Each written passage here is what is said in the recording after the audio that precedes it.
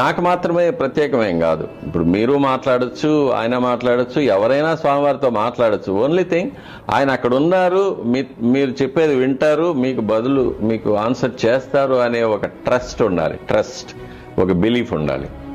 ఉన్నప్పుడు స్వామివారు సర్వాంతర్యామి. స్వామివారికి భగవద్గీతలో కృష్ణ పరమాత్మ చెప్పినట్టు ఎవరెవరికి వారి వారి కర్మఫలాలు అందిస్తూ ఉంటానే కానీ నాకు వ్యక్తిగతంగా కావలసిన వాళ్ళు, నాకు శత్రువులు అనేవాళ్ళు ఎవరూ లేరు. అందరూ నాకు సమానమే. కాకపోతే భక్తులు భక్తితో స్వామివారిని చేరుతూ ఉంటారు. దుర్మార్గులు దుష్ట చింతనతో ఆయనకు దూరం అయిపోతూ ఉంటారు. అంతే తప్ప ఆయనకు, ఎందుకంటే జగత్పిత, సృష్టికర్త ఆయన. కాబట్టి ఆయన ఈ చరాచర ప్రపంచమంతా కూడా ఆయన సంతానమే.